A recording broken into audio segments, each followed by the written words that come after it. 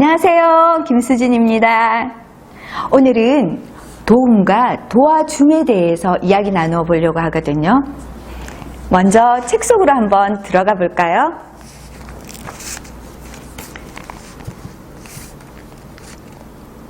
당신은 지금 무척 바쁘게 일하고 있습니다. 평상시보다 두세 배의 노력이 필요한 일을 처리하느라 컴퓨터 모니터에서 눈을 떼지 못하고 있습니다.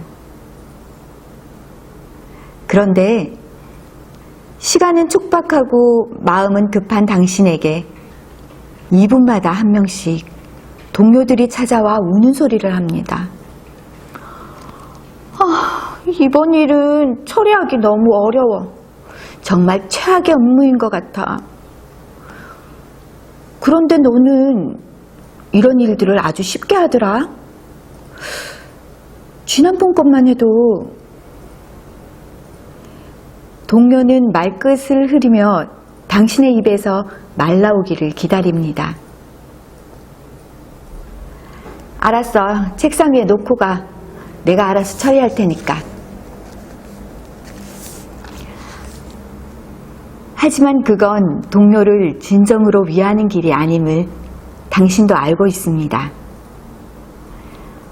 받아주지 말 걸 후회하는 동안 책상 위에는 서류가 산더미같이 쌓여갑니다.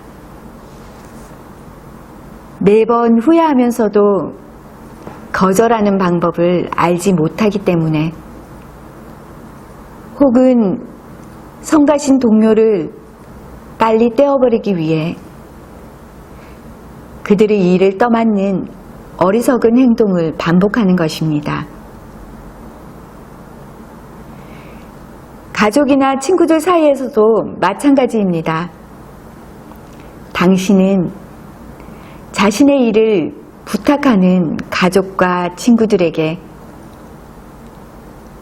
그건 내 문제잖아. 스스로 처리해야지. 내가 도와줄 수 있는 일이 아니야. 하고 딱 잘라 거절하지 못합니다. 그렇다고 자신의 일을 내팽개친 채 그들의 문제를 해결하기 위해 발벗고 나설 수는 없는 게 또한 현실이죠. 그러나 방법이 아주 없는 것은 아닙니다.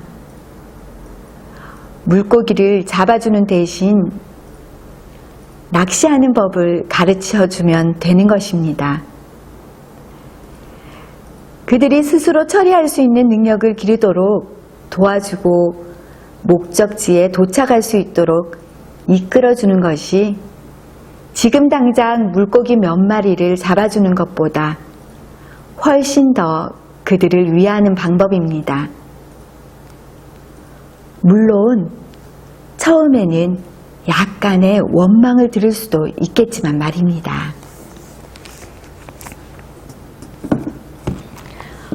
우리 물고기를 잡아주는 대신 낚시하는 방법을 가르쳐줘라 이런 말은 정말 많이 들었어요. 그쵸?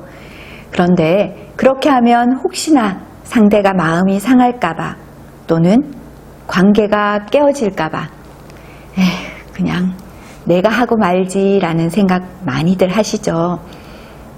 그거 진정으로 그 사람을 위하는 길은 아닌 것 같아요. 그런데 이거 쉽지 않아요. 저하고 연습 한번 해볼까요? 앞의 사례에서처럼 동료가 여러분들을 찾아오는 거예요. 자기는 이런 일 참 쉽게 처리하는 것 같더라. 동료가 지금 기대에 가득 찬 눈으로 당신을 바라보고 있어요. 그 순간 동료의 기대를 딱 저버리는 거예요. 그것만이 여러분들이 할 수 있는 일이거든요. 결심하세요. 마음 크게 먹고. 그래, 나 그 일 몇 번 해봤잖아. 넌 나보다 PPT도 훨씬 잘 만들잖아. 넌 아마 더 훌륭하게 할 수 있을 거야. 더 잘할 수 있어. 용기를 불어주는 말만 해줄 뿐 그 사람의 물고기 낳는 방법과 물고기를 다 낚아서 주면 되지 않는다는 거 여러분들 꼭 기억하세요. 너 잘할 수 있어. 넌 할 수 있을 거야. 이렇게 용기 주는 말만 해주는 거예요. 그러면 그 사람이 과제를 해결하기가 힘들 수도 있잖아요. 그때 우리가 하나의 소스처럼 더해줄 수 있는 게 있어요. 그건 문제의 해결 방법을 조금 더 쉽게 하도록 도와주는 방법이죠. 그 방법으로 저기 서랍에 열면 너가 오늘 해야 하는 그 과제에 관계되는 서류들이 있는데 혹시 참고가 될까? 그럼 너 그거 가져가서 봐도 좋아. 그런 일이 있었구나. 그런데 너가 지금 고민하는 그거 땡땡 상담소에서 굉장히 상담을 잘한다고 하더라. 나 그분 아는데 혹시 소개시켜 줄까? 이렇게 스스로 문제를 해결하도록 만들어주는 거예요. 그렇다 보면 작게 성공한 경험이 자신감을 생기게 하고 그 자신감으로 더 큰 일을 할 수 있게 되거든요. 그렇게 하다 보면 아마 여러분들이 내가 해줄게 라고 먼저 이야기해도 아니 괜찮아 내가 한번 해볼게 나중에 도움이 필요하면 너에게 말할게 라고 이야기할 것 같거든요. 저는요 제가 나이 40이 되어서 강사라는 생활을 처음 시작하게 되었다고 했잖아요. 원래 말을 하는 걸 즐기는 사람이니 남 앞에 서서 말하는 게 두렵지는 않았어요. 단지 좀 걱정되기도 하고 또 입이 바짝바짝 마르면서 긴장감이 없었다고 말할 수는 없겠지만요. 그런데 문제가 있어요. 그때쯤 되니까요. 강의를 PPT를 틀어놓고 강의를 해야 하는 거예요. 그런데 저희는 PPT 세대, 컴퓨터 세대가 아니잖아요. 그렇다 보니 컴퓨터를 잘 할 수 없게 되더라고요. 그래서 궁리궁리 하다가 저희 집에 있는 딸에게 용돈 5만 원을 주고 달 알바를 시켰어요. 학생인 신분에서 5만 원은 엄청나게 큰 거잖아요. 그래서 처음에는 너무 신나하면서 아르바이트를 해주는 거예요. 그리고 저도 이제 만족할 만한 결과를 얻게 되어서 너무 행복했고요. 그런데 이게 하루 이틀 지나고 저희 딸도 바빠지잖아요. 바빠지니까 야 내일 PPT 만들어야 되는데 하니까 진작 이야기하지부터 해서 엄마는 내 스케줄도 모르고 뭐 온갖 잔소리를 하는 거예요. 진짜 치사한 거예요. 하지만 그게 없으면 딸의 도움이 없으면 나는 강의를 할 수 없으니까 울며 겨자 먹기로 비율을 맞추면서 이렇게 이제 PPT를 만들어 달라고 사정사정하면서 보냈어요. 그랬는데 어느 날인가는 자기도 너무 바쁘고 이거 이렇게 해서는 안 되겠다 싶었는지 저한테 컴퓨터 책상 앞에 앉으라고 하는 거예요. 얼마나 떨리든지. 그리고는 컴퓨터를 켜고는 조용조용하게 파워포인트를 가르쳐 주는 거예요. 제가 똑같은 걸 한 10번을 물었을 거예요. 그래도 한 번도 화내지 않고 조근조근 가르쳐 주더니 나중에는 책꽂이에 있는 책을 하나 빼와서는 펼치고 그걸 보라는 거예요. 그게 자기가 학생 때 배웠던 그런 컴퓨터 교본 같은 거였는데요. 글과 또 사진이 있으니까 훨씬 이해하기가 쉽더라고요. 그렇게 해서 PPT를 배우게 되었고 지금은 이제 능수능란하게 내가 내 강의 자료 정도는 만들 수 있어요.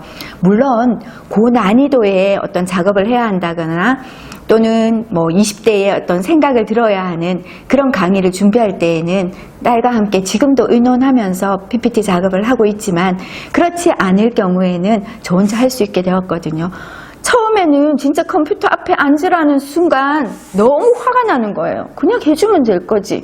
지는 나한테 용돈도 받으면서 어떡해 이런 생각을 했었는데 내가 할 수 있게 되니까 정말 편한 거예요. 그리고 이제는 해준다고 해도 그냥 내 마음에 들도록 PPT를 구성하는 게 더 나은 것 같아서 그냥 엄마가 일단 한번 해보고 안 되면 너한테 이야기할게 라는 이야기를 할 수 있는 여유가 생겼거든요.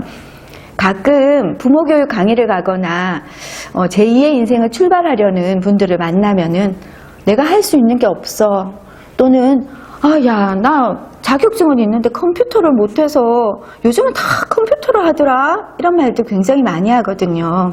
다른 건 몰라도 혹시 그런 걸 계획하고 계시는 분들 있다면은 저는 컴퓨터는 꼭 배우라고 여러분들께 이야기하고 싶어요. 직장 동료든 가족이든 친구든 누구든 나한테 도움을 청한다는 거 너무 행복한 일이잖아요. 그만큼 나를 믿는다는 거고요. 그런데 그 사람의 고민을요, 그냥 들어만 주고 그래 하고는 용기 주는 말 해주는 거, 그것까지만 하시면 좋을 것 같아요. 문제를 해결해서 성장할 수 있는 그런 성장의 기회를 여러분들이 뺏어간다면은 그건 진정 그 사람을 위하는 건 아니니까요. 오늘 여러분들이 물고기 낚는 법, 낚시하는 법을 가르쳐 줄 수 있는 사람이 누구인가 살펴보고 그 사람에게 그 방법을 가르쳐 줄 수 있는 하루가 되셨으면 좋겠습니다. 저는 여러분의 행복한 삶을 응원합니다. 김수진이었습니다.